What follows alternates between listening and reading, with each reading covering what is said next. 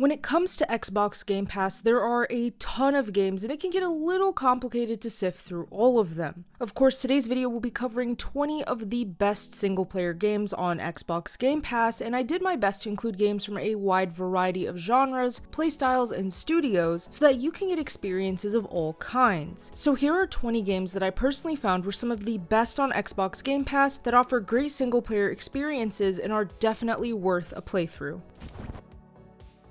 To start this list off, we're going over to medieval France for A Plague Tale: Requiem. The sequel to 2019's A Plague Tale: Innocence, Requiem takes us back to Hugo and Amicia's story in the aftermath of the ending of Innocence. A Plague Tale: Requiem features more gameplay options than Innocence, as Amicia is more experienced now than in the first title, but it still maintains that stealth-focused charm that it had before. Additionally, it has a great story at its core that can be pretty dark and grim, but totally worth playing. I personally highly recommend the Plague Tale games as they are some of the best single-player story-based experiences with great gameplay, amazing visuals, beautiful graphics, and great voice acting. It's also one of the best indie titles on Game Pass, and it's absolutely stunning how they were able to accomplish all of this as a smaller studio. Even if you found Assassin's Creed Odyssey to be too much of a departure from the original style of Assassin's Creed, Odyssey is still a fantastic single-player RPG experience that takes you all the way back to ancient Greece. You pick to play as one of two characters, Alexios or Cassandra, and get to live as a mercenary in ancient Greece who is caught up in the Peloponnesian War and a struggle against an organization called the Order of the Ancients. Odyssey features a ton of gameplay, a massive map, an interesting story, the ability to tailor your style in combat to your own preferences, stealth opportunities, and tons of side quests. Not only do you get to explore ancient Greece, but you get to fight a lot of battles in the war, and as a mercenary you can take on contracts from people across the game world. I found Odyssey to be a good RPG experience, and I thought it was fun, albeit a little bit too stuffed, which did kind of make it a bit of a grindy experience, but it was still fun enough to make up for that. If you enjoy platformers, then Dead Cells is the game for you. Dead Cells is honestly one of the best games I've ever played, and I think it's one of the games that I would say is a 100% must play. The platforming Metroidvania roguelike is difficult but insanely fun. You play as the prisoner who has an immortal head but not an immortal body. Your goal is to go through the many areas of the island and defeat its king. Now, the catch with Dead Cells is that every time you die, you reset the entire world, not just the area you're on, but the entire game basically. You go back to the beginning, which definitely makes it a challenging experience with very high stakes. Now, there are things you can get with cells you collect from defeated enemies that help you get extra chances or add lives, but it's still not an easy game at the end of the day, and its combat has been likened to Souls-likes as well. Dead Cells is an exciting, visually vibrant, high-action game with awesome boss fights, great combat, and is one of my favorite video games of all time. Dead Space is a survival horror title that is absolutely brutal at being terrifying and is one of the best horror games you could ever play. You get to play as Isaac Clarke, a starship engineer who works on a repair vessel called the Kellion. He finds himself in terrible peril after the USG Ishimura went silent over a distant planet, and his crew is assigned to repair it. Upon boarding, they uncover a gruesome sight, with the crew basically being entirely gone, turned into terrifying necromorphs that attack anything in sight. Dead Space puts you in darkness a lot with limited weapons, and you have to learn how to survive against the terrible zombie-like mutants. The Dead Space remake does feature a good number of differences over the original title, with Isaac now having voice lines, better visuals, and a smoother gameplay experience. If you're looking for a horror title, Dead Space is definitely one of the best options on this list. One of the best stealth assassination games of all time, Dishonored is a game that I would say is definitely worth playing any day. The story of Dishonored is about a man named Corvo Attano, the bodyguard for the Empress, and takes place in the city of Dunwall, an industrial center. A plague is gripping the Empire and basically is destroying all life. Corvo is sent to try to find a cure, but he is unfortunately unsuccessful. Upon arriving back in Dunwall, he finds himself at the center of a coup to take out the Empress. He is blamed for the coup and is set to be executed, but a group of loyalists help him escape and hatch a plan to get Emily, the daughter of the Empress, on the throne and to overthrow the coup's leadership. Dishonored features multiple levels where you must take out certain individuals using melee combat and the magic system featured in the game to your advantage. For the most part, you don't want to alert any of the Night Watch because that makes the situation much more complicated than necessary. The stealth is awesome and very satisfying, and the combat is excellent in this title. Dishonored's protagonist doesn't speak, but it doesn't really impact the game at all because it's still one of the best assassination games ever made. RIP Arcane Austin, you were a real one. Doom Eternal is the most recent Doom game to release and is also my favorite so far, but that might change depending on if the Dark Ages tops Doom Eternal. In any case, Doom Eternal maintains a lot of what made classic Doom titles so much fun, while still creating the experience for modern audiences with insane graphics, an awesome game world, aggressive, high-action combat, and more. Doom Eternal tells the story of Doomslayer, who must fight demons from hell that are basically threatening to extinguish all of humanity. Doomslayer gets a lot of weapons, with the most iconic of course being his double-barrel shotgun, but all weapons are good in different uses against different kinds of enemies, and you have to use that to your advantage. Alongside an insane soundtrack, Doom Eternal is probably one of the most fun single-player arena shooters you can find out there. There is a multiplayer option, but most people are pretty much focused on Doom for its single-player experience. As you go through levels, it gets progressively more insane, but more fun. So if you're a fan of shooters and you haven't given Doom a chance, give it a chance because you will not regret it. Of all the Far Cry games I've played, I'm not sure why, but Far Cry 5 is my absolute favorite. Beyond having an awesome story, the gameplay is a lot of fun, and the map is a lot of fun to explore as well. Far Cry 5 tells the story of your player character, a police officer named Rook, who was caught up in the middle of a situation in Hope County, Montana, where a doomsday cult known as the Project at Eden's Gate has taken over the area, drugging, kidnapping, and mass killing people. It's all spearheaded by the fanatical leader Joseph Seed, called the Father, and his group, known as the Family. Your job is to defeat the cult and take back Hope County. In true Far Cry fashion, this game is insane, and everything in it is insane too. You go through insane fights against nature, against cultists, against the leaders, and more. The gameplay is all about craziness, with you shooting tons of enemies, calling in air support, destroying crops of drugs, and saving NPCs. Although your character doesn't speak in Far Cry 5, I still find this game to be absolutely fantastic, and honestly the villains are super memorable in this title, and it does capture a lot of elements of rural America in a fun way, albeit exaggerated at times, but still fun. In terms of RPGs, there are a lot that I can pick from, and trust me, there are a few on this list because RPGs are like the ultimate single-player experience, but Fallout New Vegas is definitely one of the best Fallout games you can start with out there. I've mentioned Fallout New Vegas in a different video before, but I'm mentioning it again, so you know I'm being serious when I say that this game is awesome. You play as your player character, and you start out as a courier who is attacked and nearly killed. You go through the Mojave Desert to find out information about your attackers, all while getting caught up in a brutal territorial war between two factions, Caesar's Legion and the New California Republic, as well as other roving gangs. Gameplay revolves mainly around gunplay, with first and third person being an option, but there's things you can craft like dynamite and other items to help out your gameplay. Fallout New Vegas being an RPG includes lots of dialogue options and choices that lets you shape how others perceive your character through your choices, actions, and your behavior during main and side quests alike. You can also choose to join one of the factions, and it's definitely a great game that's totally worth your time. Frostpunk is a city building survival game that I'm personally a huge fan of, and I find is an absolutely great experience. You play as the captain of a group of people in an alternate history during the late 19th century, where you have to build and maintain a city while contending with a severe winter that is affecting the globe. You must manage resources, make choices on how survival goes in your town, and explore the outside world for survivors, all while maintaining your own people. Frostpunk is not an easy strategy game, and the moral choices you make can really shape the outcome of what happens. You have to basically decide to sacrifice productivity or the happiness and well-being of your citizens, such as extending work hours, adding child labor laws, and how the sick are cared for, and so much more. Frostpunk is a visually fantastic strategy game and is a very immersive title at that. It's bleak, has a great soundtrack, and presents a lot of interesting game elements that make it a fantastic single-player strategy title that I 100% recommend. Hollow Knight is a fantastic platforming Metroidvania where you play as the Knight, a bug that goes through the world of Hollow Nest, exploring the world's secrets, fighting against difficult opponents, and uncovering what turned the world so grim and dark. The game is critically acclaimed and has been hailed as one of the best platforming games ever. Some consider it a Souls-like from its mechanics, but whether you do or you don't, hands down, it's still an amazing game either way. Hollow Knight features hand-drawn art, a great soundtrack, and great combat that helps it stand out as an indie game for sure. Additionally, the map is vast, and it does require a decent amount of exploration. As you go throughout the map, you meet NPCs that feature their own quests and stories, you help out the world, fight against bosses, and more. more. The lore is also really deep and very interesting. Combat in Hollow Knight allows for you to gain abilities and upgrades, which gives you some flexibility in how you undertake fighting in this title. It's definitely an impressive indie game and an equally impressive Metroidvania. Mass Effect is one of the most beloved and hailed RPG trilogies of all time, and the Mass Effect Legendary Edition did a great job of remastering the original titles and giving new players a chance to experience the greatness that is Mass Effect's brilliant space opera story. You play as Commander Shepard and can choose either a male or female version with customization, including your personality and starting class and your background. Your task is to lead a team to fight against the Reapers, an ancient alien race that is threatening to destroy everything you know. Mass Effect has interesting team-based combat, a rich dialogue system that genuinely does impact the outcome of the game dramatically, some of the best RPG companions out there, and a deep narrative. You can also choose to carry your Shepard character over all 3 titles, which keeps the story consistent as you go. I definitely recommend Mass Effect as a fantastic single-player RPG. I don't know how many times I've recommended Lies of P on this channel, so if you couldn't tell, I'm definitely a fan of this Souls-like action RPG, for sure. You play as Pinocchio in an alternate telling of his story where you navigate through the destroyed city of Krat and try to figure out why the puppets have basically turned against everybody. Lies of P has been considered one of the harder Souls-likes out there, and I definitely agree with that. This game can get insanely punishing, but don't let that scare you because it's still got some very satisfying combat, an interesting lie system, the world is really cool and inspired by Gothic architecture, and it's very worth your time. The boss fights are awesome. The weapon system is also really neat, and it does let you customize your swords, add fable arts to them, upgrade your Legion arm, and more. It's also a pretty unique Souls-like story. I honestly never thought that Pinocchio would work in a Souls-like, but it worked really well actually. Lies of P has also been called the spiritual successor to Bloodborne, so if you've ever played Bloodborne, you'll probably enjoy Lies of P, and even if you've never played Bloodborne, you've never played a Souls-like before, Lies of P is still a really good game either way. The Tom Clancy Ghost Recon games have always been popular in the tactical shooter world, but Ghost Recon Wildlands did a really great job at combining that style with the nature of open world games. Ubisoft's first open world Ghost Recon game, Wildlands, takes place in Bolivia, as you attempt to take down a powerful and ruthless cartel. You play as a member of the Ghosts and take on missions to destroy the cartel by taking out its top leadership, cutting off its resources, and supporting the Bolivian people in their struggle. Wildlands has a beautiful map with dynamic weather and a day-night cycle, and the map is catered to a multitude of playstyles. Obviously though, the best one is where you approach missions and side quests using tactical decision making, stealth, strategy, and teamwork are also very important to your success. Now by teamwork, I don't mean that you actually need to play with real people, you can, but the AI companions in this game are actually really good, so you don't need to worry about playing with anybody else if you don't want to play with anyone else. Really, it's a great tactical experience that's packaged in a single player format. Another city builder, Manor Lords, is a strategy title that takes place in medieval times where you are a feudal lord who is building up a settlement. Your task is to manage your settlement, but beyond just city building gameplay, there's also real-time battles, providing a more in-depth angle to the strategy gameplay of Manor Lords. As you build up your estate, you have to manage resources, add buildings, and check on your land's inhabitants, meaning their needs to keep productivity up. You also have to defend your area from any invaders who want to take your resources for themselves. Manor Lords is still in early access, but its release definitely was a massive one, with tons of people playing it immediately. The game's strategy elements are well done, and it's genuinely a great game that provides a lot of hours and great systems to learn and play with. Resident Evil has always been one of the best survival horror games out there since it first released back in the 90s. The 1998 classic Resident Evil 2 was recently remade, providing a new experience for Resident Evil while still maintaining the things that made the series so amazing. Resident Evil 2's remake lets you play as either Leon or Claire as you navigate through a near post-apocalyptic raccoon city that has been overrun by zombies everywhere. Your goal is to figure out what's going on, solving puzzles, and surviving through dark hallways as you fight for your life. Resident Evil 2 is genuinely a scary game with some intense jump scares, dark moments, and a grim story. However, it's also one of the best survival horror games I've ever played and has some great moments in the gameplay and story. Resident Evil 2 is definitely a must-play if you're a fan of horror and want a similar experience to Dead Space while having a story that's more grounded in the modern day.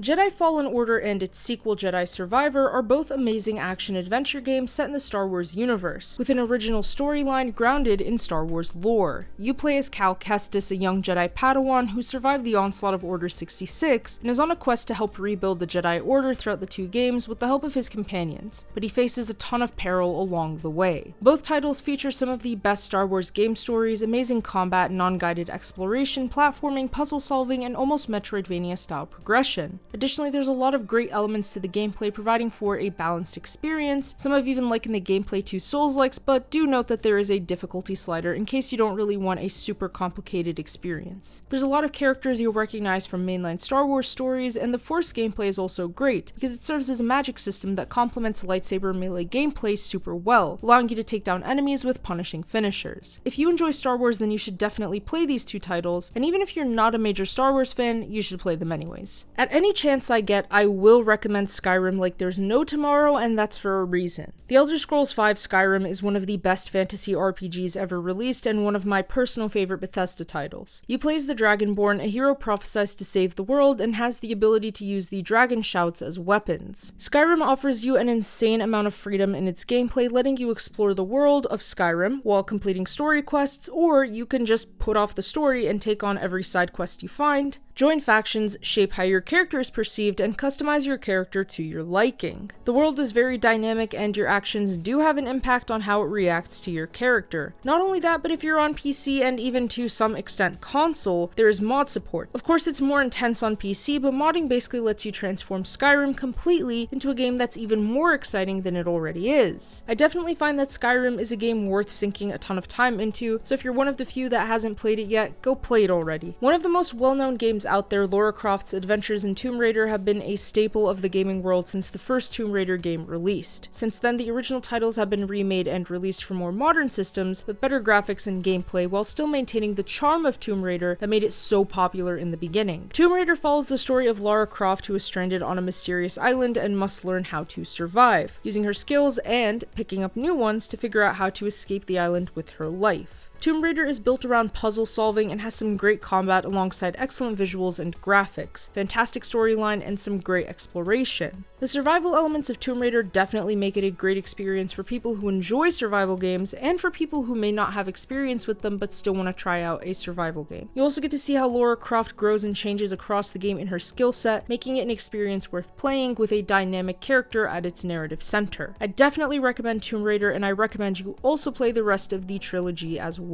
The Walking Dead has to be one of my favorite shows of all time, and its video games can be unfortunately a bit of a hit or miss, but definitely not Telltale Games' episodic Walking Dead games. Those are absolute gems. The Walking Dead is based on the comic book series more than the show is, and you play as Lee Everett, a criminal who has now found himself stuck in a zombie apocalypse alongside a young girl named Clementine who has lost her family in the immediate impact of the zombie attacks. The Walking Dead is based on choices, and these choices impact how the rest of the story goes. The characters in the story are very well written, complex, and have a lot of emotional depth to them. There's also a lot of heavy emphasis on the narrative in this title, which makes it less focused on action gameplay, so to speak, but it's still a very engaging and interactive story that sets itself well in the world of The Walking Dead. Halo does include a multiplayer component, but that's not the only piece of the Halo games, because the campaigns are excellent single-player first-person shooter experiences as well. Halo: The Master Chief Collection is a compilation of the main Halo titles: Halo Combat Evolved, Halo 2, Halo 3, Halo 3 ODST, and Halo 4. The collection includes improved visuals, performance, and lets you enjoy all the campaigns in an almost linear fashion.